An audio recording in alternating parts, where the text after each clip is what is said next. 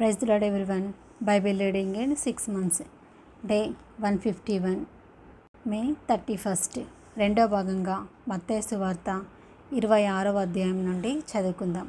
యేసు ఈ మాటలన్నీ చెప్పి చాలించిన తర్వాత జరిగినదేమనగా, ఆయన తన శిష్యులను చూచి, 2 దినములైన పిమ్మట పస్కా పండగ వచ్చుననియు, అప్పుడు మనుష్య కుమారుడు సిలువ వేయబడుటకై అప్పగింపబడుననియు మీకు తెలియనని చెప్పాను.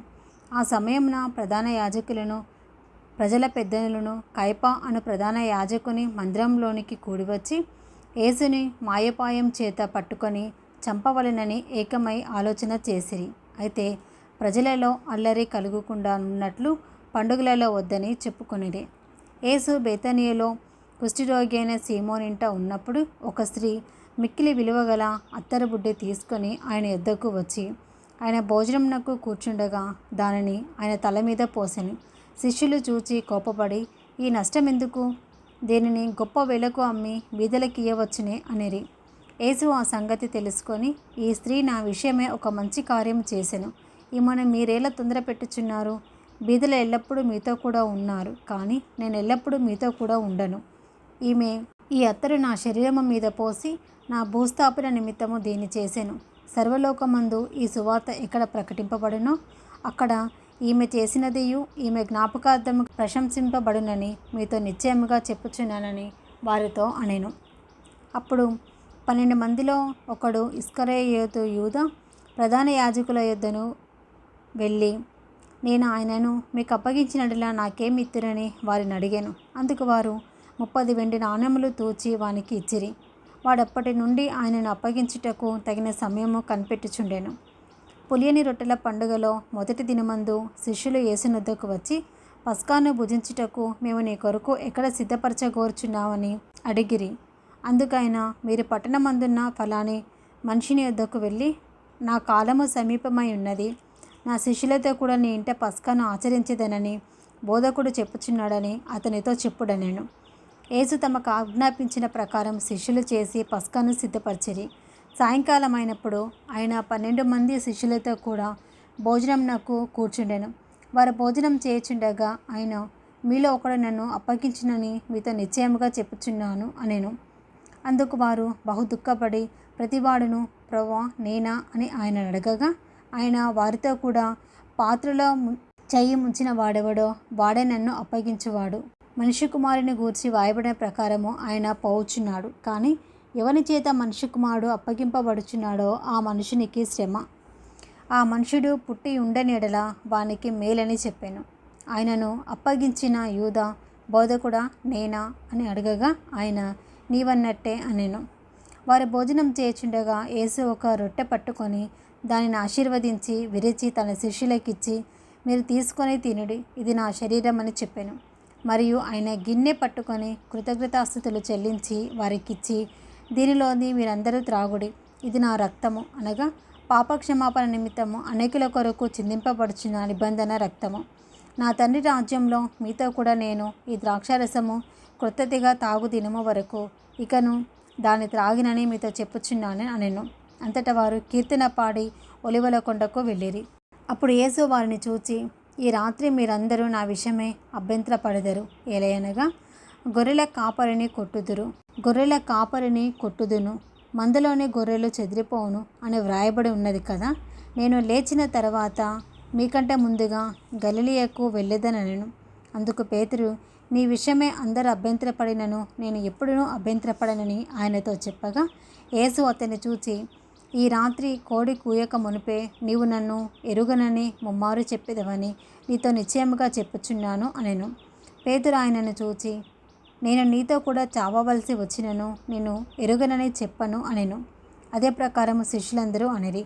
అంతటా యేసు వారితో కూడా గెత్సెమనే అనబడిన చోటికి వచ్చి, నేను అక్కడికి వెళ్ళి ప్రార్థన చేసి వచ్చే వరకు మీరు ఇక్కడ కూర్చుండుడని శిష్యులతో చెప్పి, పేతురును జెబెదయి 2 కుమారులను వెంటబెట్టుకొని పోయి దుఃఖపడుటకును చింతాక్రాంతుడగుటకును మొదలుపెట్టాను. అప్పుడు యేసు, మరణమగునంతగా నా ప్రాణము బహు దుఃఖంలో మునిగి ఉన్నది, మీరిక్కడ నిలిచి నాతో కూడా మెలకువగా ఉండుడని వారితో చెప్పి కొంత దూరం వెళ్ళి సాగిలపడి, నా తండ్రి, సాధ్యమైతే ఈ గిన్నె నా యొద్ద నుండి తొలగిపోనిమ్ము, అయినను నా ఇష్ట ప్రకారం కాదు, నీ చిత్త ప్రకారమే కానిమ్మని ప్రార్థించాను.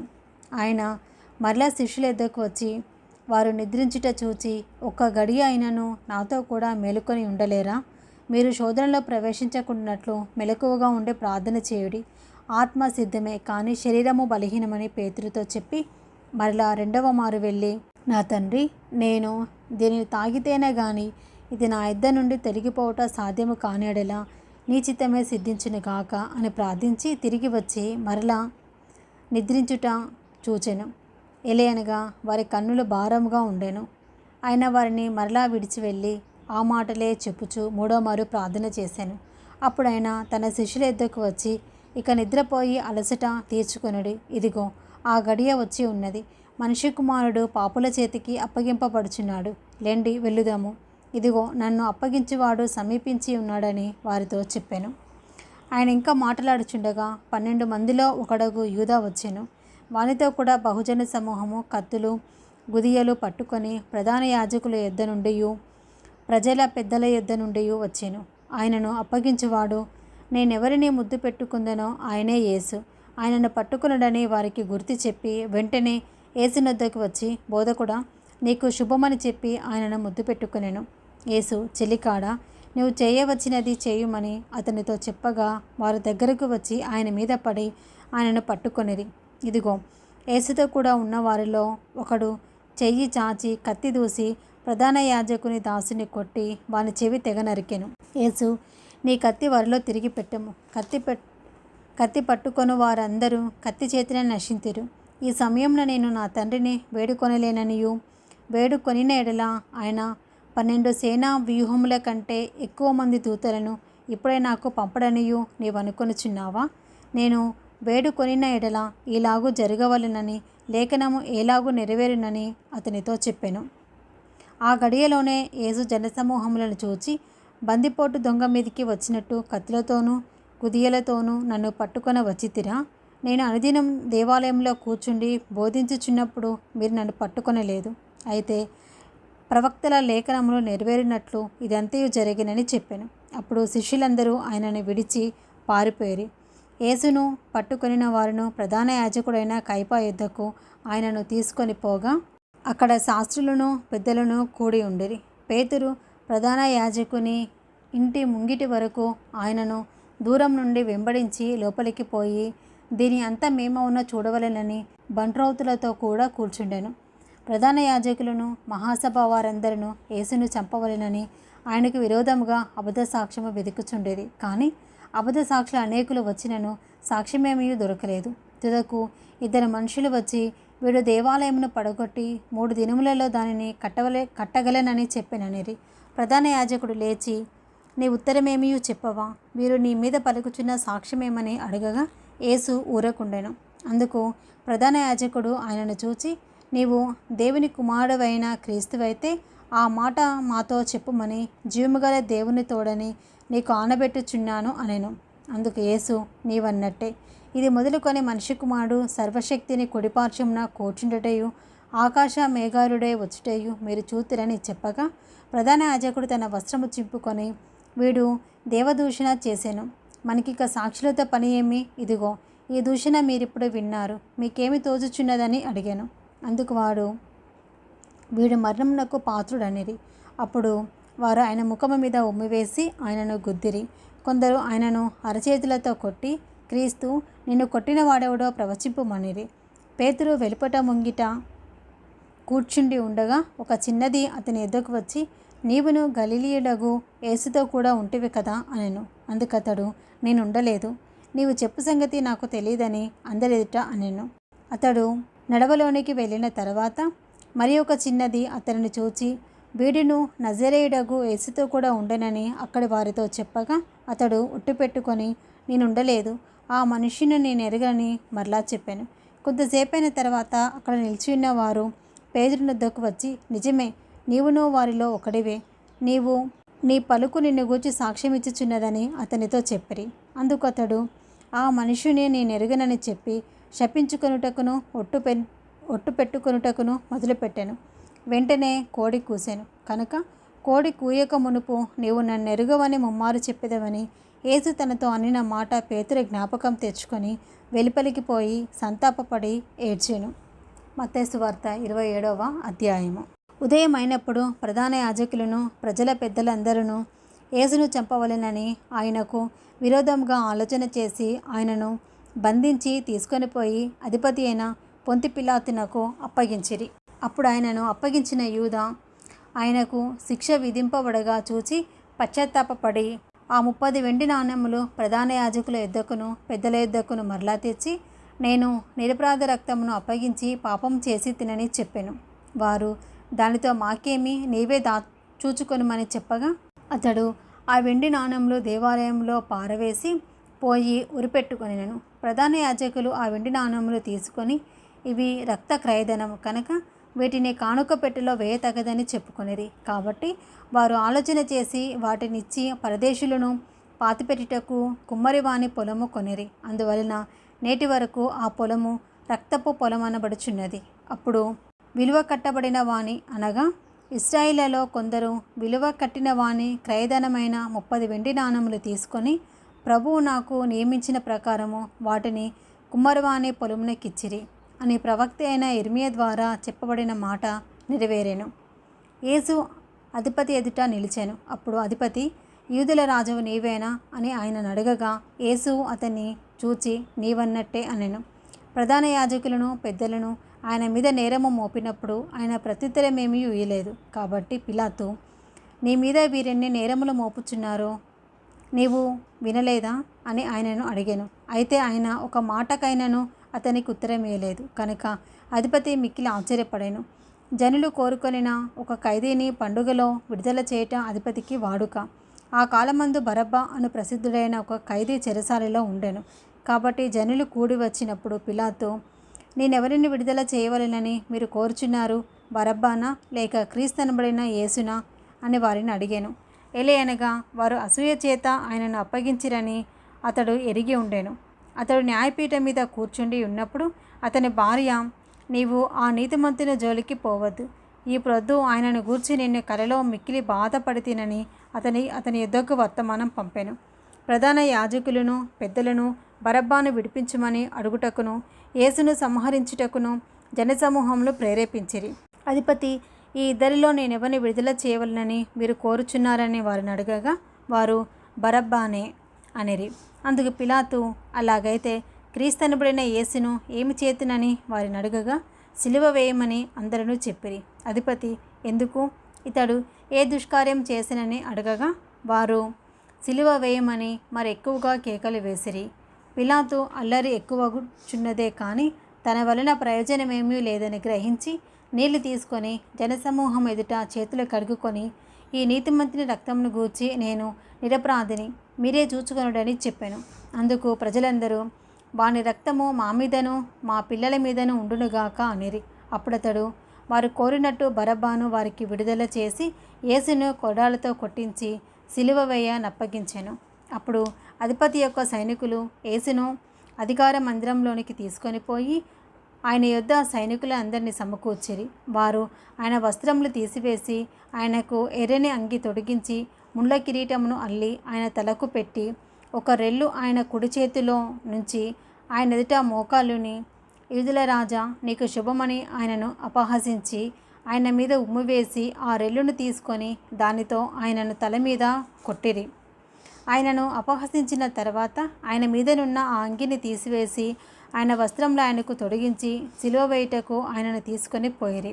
వారు వెళ్ళుచుండగా కురేనీయుడైన సీమోనను ఒకడు కనబడగా ఆయన సిలువ మోయుటకు అతనిని బలవంతం చేసిరి. వారు కపాలస్థలమును అర్థమిచ్చు గొల్గోతా అనబడిన చోటికి వచ్చి చేదు కలిపిన ద్రాక్షారసమును ఆయనకు త్రాగనిచ్చిరి. కానీ ఆయన దాన్ని రుచి చూచి త్రాగనిల్లకపోయెను. వారు ఆయనను సిలువ వేసిన పిమ్మట చీట్లు వేసి ఆయన వస్త్రములు పంచుకొనిరి. అంతటా వారక్కడ కూర్చుండి ఆయనకు కావలి ఉండిరి. ఇతడు యూదుల రాజైన యేసు అని ఆయన మీద మోపబడిన నేరము వ్రాసి ఆయన తలకు పైగా ఉంచిరి.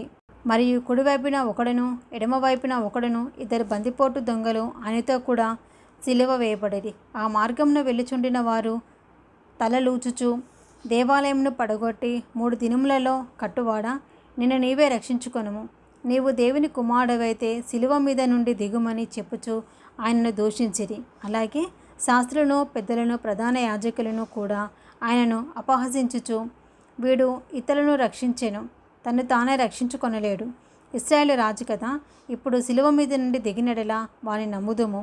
వాడు దేవుని యందు విశ్వాసం ఉంచెను, నేను దేవుని కుమారుడని చెప్పాను కనుక ఆయనకిష్టుడైతే ఆయన ఇప్పుడు వారిని తప్పించునని చెప్పిరి. ఆయనతో కూడా సిలువబడిన బందిపోటు దొంగలను అలాగే ఆయనను నిందించిరి. మధ్యాహ్నం మొదలుకొని 3 గంటల వరకు ఆ దేశమంతటను చీకటి కమ్మెను. ఇంచుమించు 3 గంటలప్పుడు యేసు ఏలి ఏలి లామా సబక్తాని అని బిగ్గరగా కేకవేసి, ఆ మాటకు నా దేవా నా దేవా నన్నెందుకు చేయి విడిచితివని అర్థము. అక్కడ నిలిచిన వారిలో కొందరు ఆ మాట విని, ఇతడు ఏలియాను పిలుచుచున్నాడనిరి. వెంటనే వారిలో ఒకడు పరిగెత్తుకొని పోయి స్పంజి తీసుకొని చిరకాలో ముంచి రెల్లును తగిలించి ఆయనకు త్రాగనిచ్చెను. తక్కిన వారు ఊరకొనుడి, ఏలియా అతన్ని రక్షింపవచ్చునేమో చూతమనేది. యేసు మరల బిగ్గరగా కేకవేసి ప్రాణము విడిచెను. అప్పుడు దేవాలయపు తెర పైనుండి కింది వరకు 2గా చినిగెను. భూమి వణికెను, బండలు బద్దలాయెను, సమాధులు తెరవబడెను. నిద్రించిన అనేక మంది పరిశుద్ధుల శరీరములు లేచెను. వారు సమాధుల నుండి బయటికి వచ్చి ఆయన లేచిన తర్వాత పరిశుద్ధ పట్టణంలో ప్రవేశించి అనేకులకు అగుపడిరి. శతాధిపతియు అతనితో కూడా యేసునకు కావలి ఉన్న వారును భూకంపమును జరిగిన కార్యములన్నిటిని చూచి మిక్కిలి భయపడి నిజంగా ఈయన దేవుని కుమారుడని చెప్పుకొనిరి. యేసునకు ఉపచారం చేయుచు గలిలయ నుండి ఆయనను వెంబడించిన అనేక మంది స్త్రీలు అక్కడ దూరం నుండి చూచుచుండిరి. వారిలో మగ్దలేనే మరియయు, యాకోబు, యోసే అనువారి తల్లి అయిన మరియయు, జెబెదయి కుమారుల తల్లియు ఉండిరి. యేసు శిష్యునిగా నున్న అరిమతయి యోసేపు అను ఒక ధనవంతుడు సాయంకాలం అయినప్పుడు వచ్చి పిలాతు నొద్దకు వెళ్ళి యేసు దేహంను తనకిమ్మని అడగగా పిలాతు దానిని అతనికి అప్పగివ్వ ఆజ్ఞాపించెను. యేసేపు ఆ దేహంను తీసుకొని శుభ్రమైన నారబట్టతో చుట్టి తాను రాతిలో తొలిపించుకొనిన క్రొత్త సమాధిలో దానిని ఉంచి సమాధి ద్వారమునకు పెద్దరాయి పొర్లించి వెళ్ళిపోయాను. మగ్దలేనే మరియయు వేరొక మరియయు అక్కడనే సమాధికి ఎదురుగా కూర్చుండి ఉండిరి. మరునాడు అనగా సిద్ధపరచు దినమునకు మరుసటి దినమున ప్రధాన యాజకులను పరిసయ్యులను పిలాతు నొద్దకు కూడి వచ్చి, అయ్యా, ఆ వంచకుడు సజీవుడై ఉండినప్పుడు 3 దినములైన తర్వాత నేను లేచేదనని చెప్పినది మాకు జ్ఞాపకం ఉన్నది. కాబట్టి 3వ దినము వరకు సమాధి భద్రం చేయని ఆజ్ఞాపించము. వాని శిష్యులు వచ్చి వానిని ఎత్తుకొని పోయి ఆయన మృతుల నుండి లేచినని ప్రజలతో చెప్పుదురేమో. అప్పుడు మొదటి వంచన కంటే కడపటి వంచన మరి చెడ్డదై ఉండునని చెప్పిరి. అందుకు పిలాతు, కావలి వారు ఉన్నారు కదా, మీరు వెళ్ళి మీ చేతనైనంత మట్టుకు సమాధిని భద్రం చేయడని వారితో చెప్పెను. వారు వెళ్ళి కావలి వారిని కూడా ఉంచుకొని రాతికి ముద్ర వేసి సమాధిని భద్రం చేసిరి. మత్తయి సువార్త 28వ అధ్యాయము చివరి అధ్యాయం కూడా. విశ్రాంతి దినము గడిచిపోయిన తర్వాత ఆదివారంన తెల్లవారుచుండగా మగ్దలేనే మరియయు వేరొక మరియయు సమాధిని చూడవచ్చిరి. ఇదిగో, ప్రభుదూత పరలోకము నుండి దిగివచ్చి రాయిని పొర్లించి దాని మీద కూర్చుండెను. అప్పుడు మహాభూకంపము కలిగెను. ఆ దూత స్వరూపము మెరుపు వలె ఉండెను. అతని వస్త్రము హిమమంత తెల్లగా ఉండెను. అతనికి భయపడుట వలన కావలివారు వణికి చచ్చిన వారి వలె ఉండిరి. దూత ఆ స్త్రీలను చూసి, మీరు భయపడుకుడి, సిలువ వేయబడిన యేసును మీరు వెతుకుచున్నారని నాకు తెలియను. ఆయన ఇక్కడ లేడు, తాను చెప్పినట్టే ఆయన లేచి ఉన్నాడు. రండి, ప్రభువు పండుకొనిన స్థలము చూచి త్వరగా వెళ్ళి ఆయన మృతులలో నుండి లేచి ఉన్నాడని ఆయన శిష్యులకు తెలియచేయుడి. ఇదిగో, ఆయన గలిలయలోనికి మీకు ముందుగా వెళ్ళుచున్నాడు, అక్కడ మీరు ఆయనను చూతురు. ఇదిగో, మీతో చెప్పి తిని అనెను.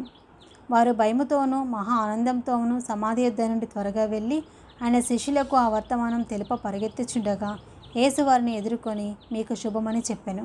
వారు ఆయన ఎద్దకు వచ్చి ఆయన పాదములు పట్టుకొని ఆయనకు మ్రొక్కగా, యేసు, భయపడుకుడి, మీరు వెళ్ళి నా సహోదరులు గలిలయకు వెళ్ళవలెననియు వారక్కడ నన్ను చూతురనియు వారికి తెలుపుడనెను.